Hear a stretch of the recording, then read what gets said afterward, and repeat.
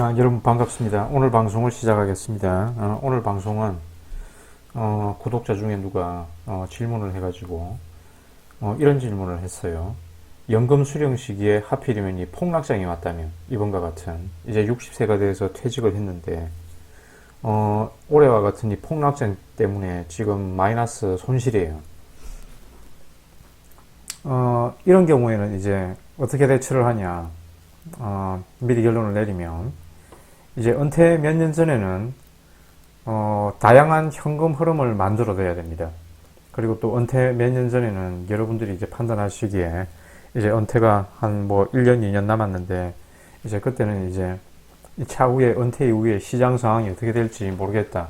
혹은 뭐 내가 분석한 바로는 앞으로 뭐 향후 하락장이, 폭락장이 예견된다. 그렇다 싶으면 이제 이 현금 흐름을 만들어 두시거나 자산 배분을 해 두셔야 되겠죠. 그죠? 그 자산 배분은 뭐 대표적으로 레이달리오 올웨드 포트폴리오가 있습니다. 그래서 이 자산 배분을 하는 이제 주식 채권 비중은 대개 이제 100 마이너스 현재 나이를 하라고 하죠. 그죠? 그래서 여러분이 현재 뭐 50세면 100 마이너스 50 해가지고 주식 50, 채권 50 이렇게 비중 조절을 하시든가. 그런데 이거는 이제 옛날에 기대 수명이 뭐 적을 때 80년대에는 이렇게 했고, 지금은 이제 앞으로 뭐 100세를 살지, 120세를 살지 모르잖아요. 그죠? 그러면 기대 수명이, 현재 뭐 한국 남자가 82세, 한국 여자가 84세라 그러는데, 향후 뭐 기대 수명이 한 뭐 120세까지는 뭐 살 수 있다고 하면, 120 마이너스 현재 나이를 해도 되겠죠. 그리고 뭐 여러분이 현재 50세라면, 120, 150 해가지고, 주식, 70, 뭐 채권 30, 뭐 그렇게 들고 가시던가. 그거는 뭐 여러분이 판단하시고. 그런데 이제 하필이면 이렇게 이제 폭락장이 와가지고 마이너스다. 그러면 이제 개인연금 IRP는 수령 중지 또는 수령 감액을 신청할 수 있습니다. 그래서 뭐 이제 연 1,200만 원 받는다 그러면 이걸 이제 다음에는 600만 원 받겠다. 그렇게 이제 수령 감액 신청도 해두셔도 돼요.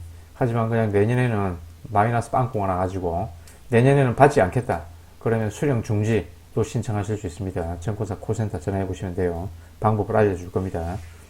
그리고 이제 이런 다양한 현금 할애는 주택연금, 뭐 배당주, 예금, 국민연금은 65세부터 수령 가능한데 하필이면 60세 때 이런 폭락장이 와가지고 앞으로 뭐 향후 5년간 계속 뭐 지금 내 개인연금이나 IRP가 마이너스다. 그러면 국민연금 수령할 때까지 버텨야 되겠죠. 5년. 그럴 때는 이제 주택연금은 배당주. 그리고 정 안 되면 이런 걸로도 부족하다. 그러면 이제 공공근로라도 신청해가지고 근로소득으로 좋은 시절이 올 때까지 버텨야 되겠죠. 그런데 이 배당주 관련해서는 이제 폭락장에는 배당주는 역시 폭락장에 배당주라고 뭐 배울 수 있겠습니까? 그죠? 배당주 역시 주가도 폭락하고 배당컷도 당하겠죠. 그래서 배당주라고 안전한가? 그러면 이제 배당컷을 당하지 않는 고정배당 우선주를 좀 알아볼까요? 역시 동영상 시청하기 전에 이걸 얘기한다는 걸 깜빡했네요. 자, 역시 읽어보셨죠? 자, 모든 종목은 투자 추천이 아닙니다. 그냥 예시입니다. 예시. 자, 그래서 쭉 했죠, 그죠? 예를 들어 이제 주택연금 같은 경우에는 이제 이게 작년 3월 4일 기준이네요, 그죠? 뭐 여러분의 현재 주택이 3억이라 그러면 이런 거 자녀한테 물려줄 생각하지 마시고 55세 때부터 가입할 수 있거든요. 그래서 여러분이 은퇴 시기에 맞춰가지고 주택연금을 가입하세요. 그래서 3억은 기준으로 60세부터 수령한다 그러면 월 59만원 정도 받을 수 있어요. 종신입니다. 종신까지 받을 수 있고 여러분들이 이제 사망시에 이 주택 가격에 이제 받은 돈이 연금으로 받은 돈이 못 미친다. 그러면 그 차액분은 자녀한테 상속도 됩니다. 그러니까 여러분의 그 노후를 위해서 뭐 주택 이런 거 자녀들한테 물려줄 생각하지 마시고 주택연금 가입을 신청해 두시는 걸 권유합니다. 물론 저도 가입할 거예요. 은퇴 이후에는.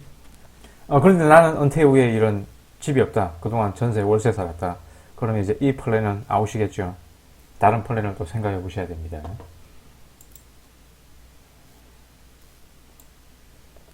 자, 그러면 잠깐 고정배당 우선주에 대해서 얘기하자면, 자, 절대 추천이 아닙니다. 예만 되는 겁니다. 예시. 자, 이 고정 배당 우선주라는 게 뭐냐? 일단 배당금이 고정되어 있습니다. 배당 컷이 없어요. 그리고 주당 25달러로 액면 발행하거든요. 배당률은 대개 요 가격에 6%, 뭐 6.35, 6.5 정도 되는데, 이 한 번씩 하락장에서 25달러 미만에서 매수하면 배당금 플러스 주가 수익률을 거둘 수 있겠죠. 단위 콜데이트라는 게 있어요. 이제 발행사에서 이 콜데이트가 뭐 몇 년, 몇 월, 며칠 이제 콜데이트가 있는데 매입 권리를 행사하면 민법을 공부해 보신 분들 알겠지만 이 콜데이트 행사는 매입 권리 행사는 형성권입니다. 발행사가 그냥 행사해버리면 여러분은 꼼짝없이 반납해야 돼요. 콜데이트에 이제 발행사에서 매입 권리를 행사하면 발행가 25달러에서 이제 매수권이 행사되거든요. 그럼 바로 매수 매도 계약 체결돼 버리고 여러분의 이 주식은 발행사로 다시 환수됩니다. 그런데 이제 이 25달러에 초과해서 여러분이 매수했다면 주가 손실이 발생할 수도 있겠죠. 그래서 이 매수권 행사는 이 콜데이트가 도래하더라도 발행사 마음이에요. 행사할 수도 있고 행사하지 않을 수도 있습니다. 대개 미리 알려줍니다. 자, 그래서 이 고정배당 우선주를 이렇게 쭉 보면 이 JP모간 체이스은행에서 발행한 JPMH인데 일단 이 JPMH 1년간 이 주가 변동을 보면 거의 변동이 없죠, 그죠? 그 25에서 26달러 사이에서 왔다 갔다 합니다, 그죠? 그래서 이번 폭락장에서 25달러 밑에서 주었다면 시가 배당률도 올라가고 배당금은 일단 고정되어 있으니까 주가가 싼 가격에 이렇게 매수를 하게 되면 거의 보자 23달러까지 내려갔었네요. 가장 긴 기간으로 보면 주가 등락은 있지만 대체적으로 보면 거의 뭐 은행 예금 수준으로 주가 변동이 안정적입니다. 그래서 이렇게 쭉 이제 예시를 들어놨는데 JPMH 같은 경우는 현재 배당 수익률이 6.12네요. 그죠? 분기 배당입니다.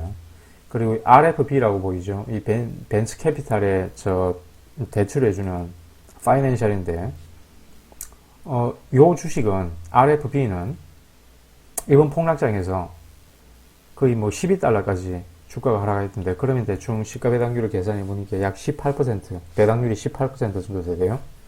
그래서 뭐 이런 거는 뭐 회사가 파산하지 않는 한, 콜러벌 데이트에, 콜 데이트까지 계속해서 배당금을 따박따박 받으면서 현금 흐름을 창출할 수 있겠죠. 개별 종목은 여러분이 한번 관심 있으시면 공부해 보세요.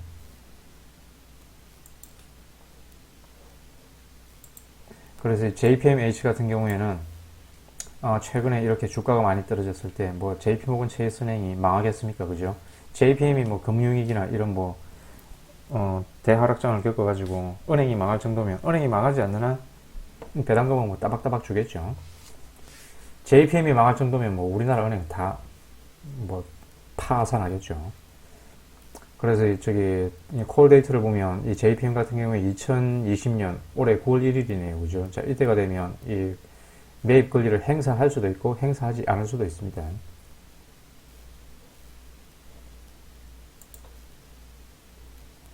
자, 이렇게 이제 여러분 나름대로 자산 배분을 하든가 뭐 주택연금을 가입하든가 배당주 투자를 고려해 보든가 해서 현금 흐름을 마련해 두셔야 됩니다. 아무튼 이런 최악의 시기에 하필 여러분이 퇴직을 했다면.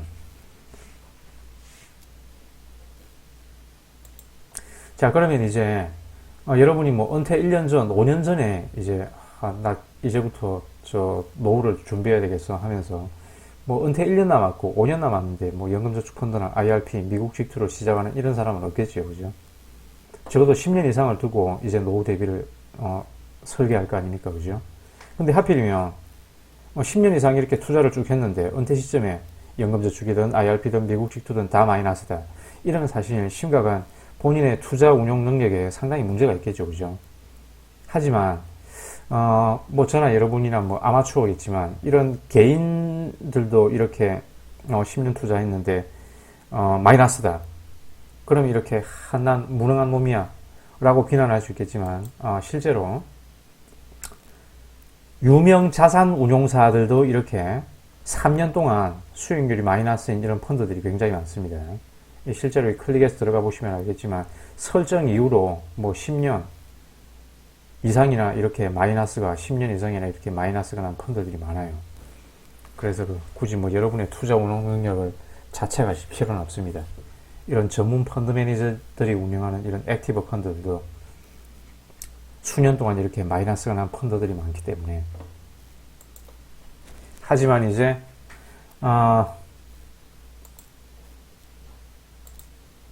이런 좋은 시절에 들어가서 이렇게 고수익을 거뒀으면 얼마나 좋겠냐마는, 하필이면 이런 식의 투자해가지고 현재까지 마이너스다, 이런 상황도 가정을 해봐야 되겠죠.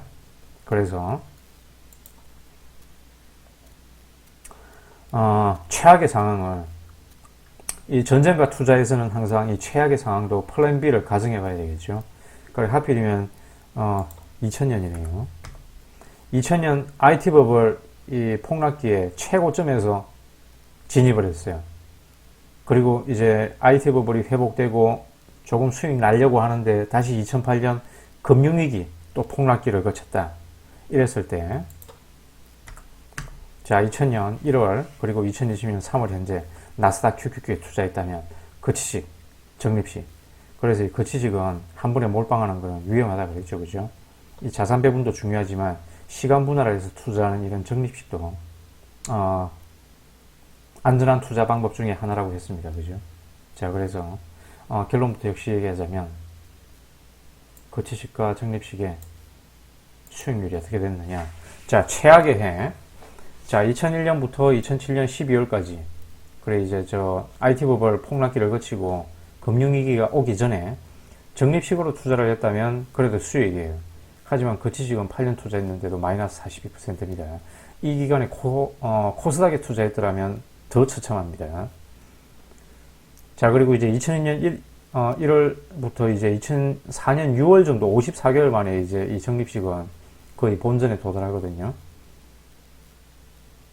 그리고 이제 2001년 1월부터 2009년 3월까지 이제 적립식에 투자했더라면 다시 회복하다가 금융위기를 맞아가지고 마이너스 수익률을 거뒀어요. 그리고 계속해서 투자를 했더라면 적립식은 2009년 7월에 금융위기를 거치고도 이제 수익률은 양으로 전환합니다. 하지만 거치식으로 투자했더라면 요 기간에 마이너스 66.2% 손실이에요. 물론 코스피는 더 처참합니다. 코스피와 코스닥은 더 처참합니다. 그래서 사실 이런 투자 운용 능력은 뭐 개인이든 전문 자산 운용사든 심각한 문제가 있죠, 그죠? 이 정도로 하락할 정도면 추세를 보고 적절한 시기에 탈출하거나 아니면 수익률이 더 좋은 종목으로 포지션을 빨리 리밸런싱을 했어야 됐죠, 그죠? 그래서 개별 종목이든 뭐 이 ETF든, 특히 뭐 ETF 같은 경우에는 연금저축 펀드에서는 주로 ETF를 할 거 아니에요, 그죠? 그 ETF 데이터베이스닷컴에서 최근 3년 누적 수익률 우수 ETF를 매년 체크하고 올해는 뭐 QQQ보다 다른 ETF가 좋네, 그러면 그런 걸 갈아탈 준비를 해야 됩니다. 자, 은퇴 후 연금 수령 시기가 되면 이제 연금 수령 방법은 매년 다음에 이제 수령할 연금 액수에 맞춰가지고 1200만원치 매도하고 연금 계좌로 입금해 두거든요. 그러면 이제 그걸 이제 매달 이제 1200만원 매달 이제 100만원씩 들어올 거 아닙니까? 그죠? 그 이상 이제 초과 수령하게 되면 금융소득 종합과세가 될 수 있습니다. 그래서 뭐 요 금액은 향후 뭐 정액될 것 같은데, 아무튼 뭐 현재 1200만원까지 연금소득세가 부과되니까 아무튼 1200만원치 매도하여 연금 계좌를 입금을 해두시면 돼요. 예를 들어 뭐 ABC 종목이 있는데 뭐 ABC 종목 골고루 매도해가지고 수익 실현하고 1200만원 마련해가지고 연계 계좌를 입금해 두시면 됩니다. 그리고 뭐 계속 상승하는 종목이라면 일부 수익 실현 후 포지션을 유지하면 됩니다.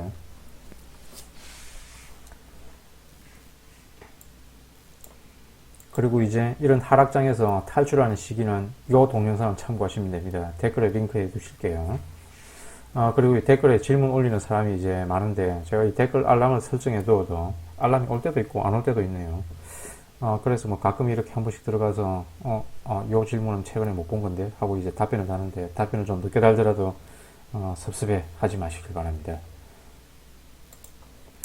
자, 이 엑셀 창을 볼까요?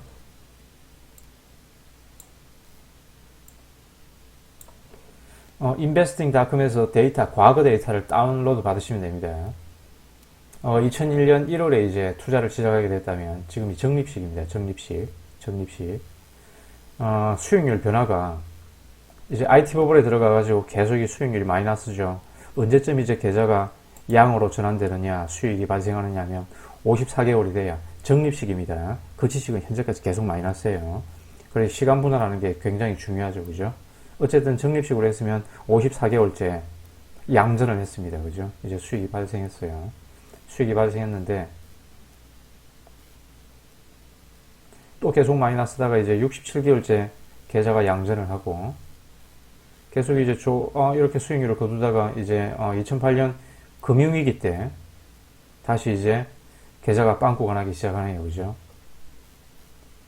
그리고 금융위기 때는 이제 페드와 연방정부가 적극적으로 개입해가지고 금방 탈출을 합니다. 그죠? 이때 이제 금융위기 당시에 거치식으로 들어갔으면 약 1년 4개월 만에 탈출을 했고 이렇게 적립식으로 들어갔으면 거의 1년 만에 탈출을 했네요. 그죠? 자, 이걸 그래프로 보면 자, 수익금 변화가 자, 그래프를 보면 적립식입니다. 역시 적립식. 계속 이 마이너스다가 거의 2004년 7월 무렵에는 이제 양전하고 탈출을 하네요. 그죠? 그래서 2007년까지는 이제 계좌 수익률도 굉장히 좋습니다. 그죠? 하지만 이제 금융위기의 조짐이 보이죠. 자, 이걸 금융위기를 포함하면 자, 역시 2000년 1월에 들어갔습니다. 적립식입니다. 적립식. 금융위기를 포함하면 2007년 7월 무렵에 양전했다가 금융위기의 조짐이 이렇게 보이죠. 하지만 여러분은 탈출 못하고 그냥 우직하게 적립식으로 계속 했더라면 금융위기 때 다시 마이너스 수익률을 기록하다가 요 기간에 이제 금방 탈출했습니다. 그죠? 채 1년이 안 돼서 탈출했습니다. 그리고 현재까지. 자, 현재까지입니다. 현재까지. 2020년 3월까지. 그래도 적립식으로 계속 했더라면 이 수익을 거뒀어요. 수익금도 굉장히 많습니다. 그죠? 수익금도 굉장히 많아요. 자, 이걸 이제 누적 수익률 변화로 한번 볼까요? 누적 수익률 변화. 자, 수익률. 마이너스 수익률을 기록하다가 양의 수익률을 기록하다가 금융위기 때 다시 음의 수익률을 기록하다가 적립식으로 했더라면 현재까지는 그래도 수익률을 거뒀습니다. 하필이면 이제 요 기간 동안에 퇴직하신 분들은 다른 이제 현금 마련 방안을 고려해 보셔야 되겠죠.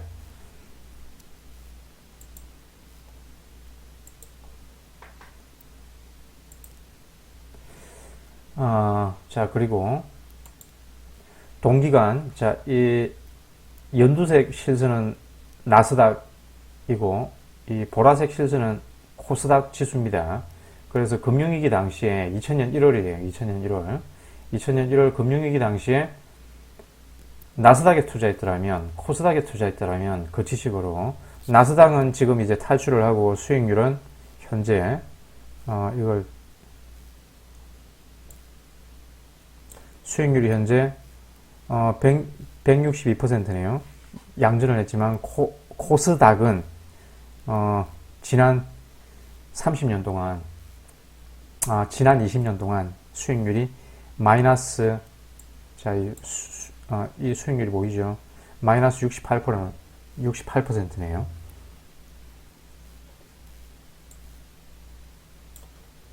그래서 거듭 말하지만 어떤 국가를 잘 선정을 해야 되고 어떤 섹터를 잘 선정을 해야 되고 그리고 어떤 ETF, 어떤 개별 종목을 선정할 것이냐 그건 여러분의 안목입니다. 그럼 오늘 할 내용은 다 했죠.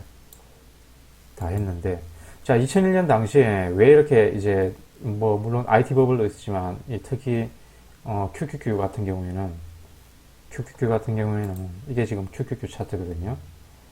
2001년 당시에 왜 QQQ가 이렇게 IT 버블의 고점에서 이렇게 수직 낙하를 하느냐 그것도 잠시 알아보면 2000년 당시에 이 QQQ 홀딩에 이 QQQ 비주얼 히스토리 오브 나스닥 QQQ가 보이죠. 2000년 당시에 이 QQQ 보유 종목에 이렇게 쭉 살펴보시면 알겠지만 이 월드컴이 있었어요. 월드컴 아시는 분은 아시겠지만 IT 버블 당시에 회계분식의 끝판왕이었습니다. 그죠? 결국 이 파산했는데 한 파산 규모가 1,000억 가까이 됐었거든요. 미국 역사상 최고 금액으로 파산을 했습니다. 그런데 그걸 뒤에 이제 누가 기록을 깨냐 하면 리만 브라더스가 6,700억 파산 규모로 이 월드컵 파산 규모의 기록을 경신하게 되죠. 그리고 이제 자산 배분 관련해서 또 누가 질문을 올려가지고 이 잠깐 포트폴리오 비주얼라이저를 살펴보시면 QQQ의 포트폴리오 1번은 QQQ의 몰빵, 포트폴리오 2번은 이 레이달리오 올웨드 포트폴리오예요. 올웨드 포트폴리오. 레이달리오 올웨드를 클릭하시면 요 배분대로 미국 전체 시장 장기채, 중기채, 원자재, 골드 이렇게 배분이 됩니다. 그리고 포트폴리오 3번은 자, 이 포트폴리오 3번은 QQQ와 TLT, QQQ와 장기채입니다. 장기채 반반 이렇게 했을 때 수익률이 어떻게 되느냐. 자, 일단 CAGR을 보시면 일단 뭐 QQQ가 제일 좋죠, 그죠?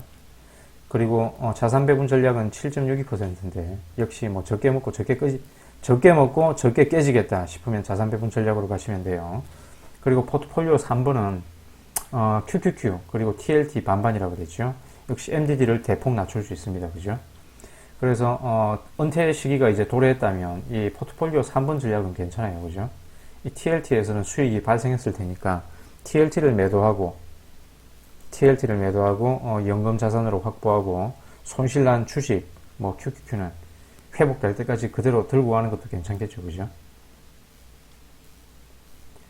자, 그런데 이 에셋을 한번 이렇게 검색을 해보시면 자, 레이달리오 올웨드 포트폴리오 중에서 이 원자재 보이죠? 원자재. 이 원자재가 장기 수익률이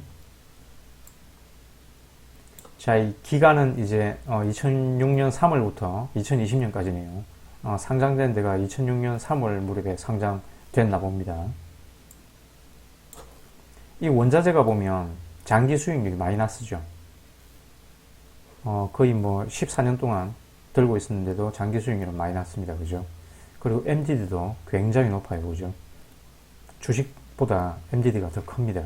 그래서 저는 이 자산 배분을 하는 전략에 있어서도 이렇게 원자재를 오랫동안 이렇게 들고 가는 것을 추천하지 않습니다.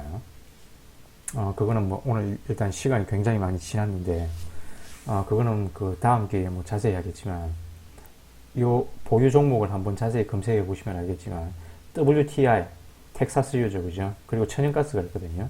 변동성이 굉장히 심합니다. 그리고, 월물 넘어갈 때마다 롤오버가 계속 발생하거든요.